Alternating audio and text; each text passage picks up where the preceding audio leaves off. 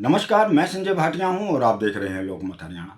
आज मैं बात करने जा रहा हूं हरियाणा से भारतीय जनता पार्टी के राज्यसभा सांसद रामचंद्र जांगड़ा के बारे में। आपको बता दें, रामचंद्र जांगड़ा अपने विवादित बयानों को लेकर काफ़ी मशहूर रहे हैं। समय समय पर ऐसे बयान देते हैं जो विवादित भी होते हैं और चर्चाओं में भी हरियाणा में रहते हैं।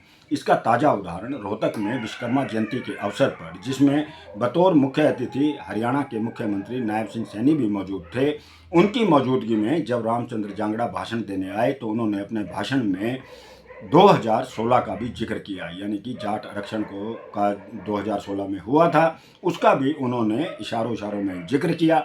अब उनके 2016 का जिक्र करने के बाद हरियाणा में इस बात को लेकर चर्चा हो गई है कि आखिर रामचंद्र जांगड़ा ने अपने भाषण में 2016 का क्यों जिक्र किया।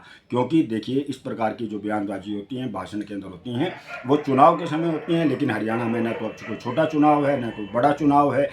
इसके बावजूद भी रामचंद्र जांगड़ा को आखिर क्या मजबूरी थी कि उन्होंने 2016 को याद किया, एक बार फिर से उन्होंने दोहराया। आपको बता दें, 2016 में जाट आरक्षण के नाम पर वास्तव में कुछ ऐसी असामाजिक तत्व शामिल हुए थे इस आरक्षण के अंदर, आंदोलन के अंदर, और उन्होंने आगजनी की, जिसमें लोग मारे भी गए।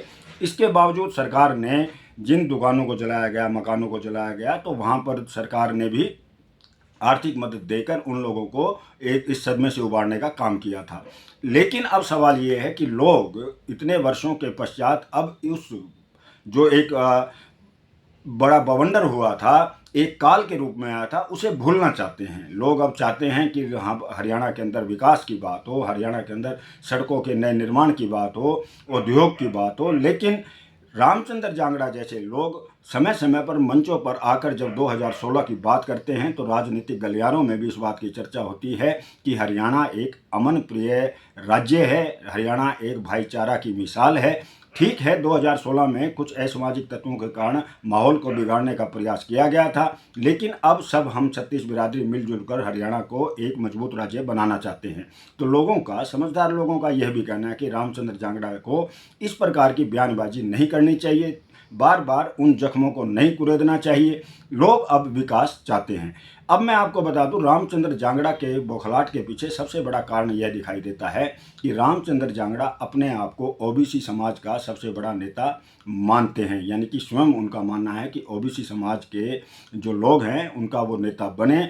वो चाहते हैं कि भाजपा हाईकमान की नज़रों में वो आएँ। लेकिन रामचंद्र जांगड़ा की जो सपने थे वो तब टूटे जब भारतीय जनता पार्टी के शीर्ष नेतृत्व ने हरियाणा का मुख्यमंत्री नायब सिंह सैनी को बनाया, यानी कि दूसरी बार भी नायब सिंह सैनी मुख्यमंत्री बने। भारतीय जनता पार्टी के शीर्ष नेतृत्व ने नायब सिंह सैनी को ओबीसी का एक चेहरा बनाकर पेश किया, मुख्यमंत्री के रूप में पेश किया। तो आज हरियाणा में मुख्यमंत्री के रूप में नायब सिंह सैनी 36 बिरादरी के लोगों के लिए जिस प्रकार से कार्य कर रहे हैं, ओबीसी समाज के लिए कार्य कर रहे हैं, ओबीसी का सबसे बड़ा चेहरा बनकर नायब सिंह सैनी उभरे हैं। शायद यही कारण है कि अब जो राज्यसभा सांसद का कार्यकाल है वो भी थोड़ा रह गया है। लोग कहते हैं, जानकार कहते हैं, राजनीतिक के जानकार भी कहते हैं कि रामचंद्र जांगड़ा ऐसी बयानबाजी कर कर, ऊट पटांग बयानबाजी कर कर, बेमतलब की बयानबाजी कर कर भाजपा के शीर्ष नेताओं की नज़रों में आना चाहते हैं। वो शायद चाहते हैं कि उन्हें दोबारा से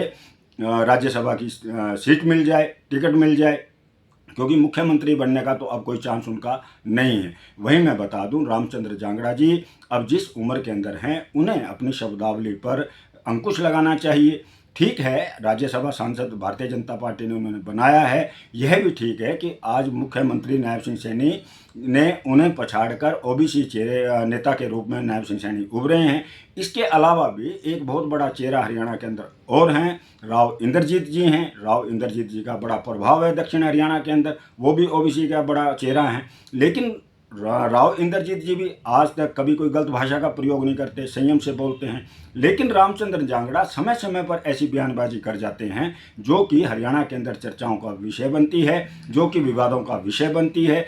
हमारा भी यही कहना है कि नेताओं को कम से कम अब हरियाणा के विकास के लिए बात करनी चाहिए, हरियाणा को नंबर 1 बनाने के लिए बात करनी चाहिए, न कि पुराने जख्मों को कुरेदने का प्रयास करना चाहिए।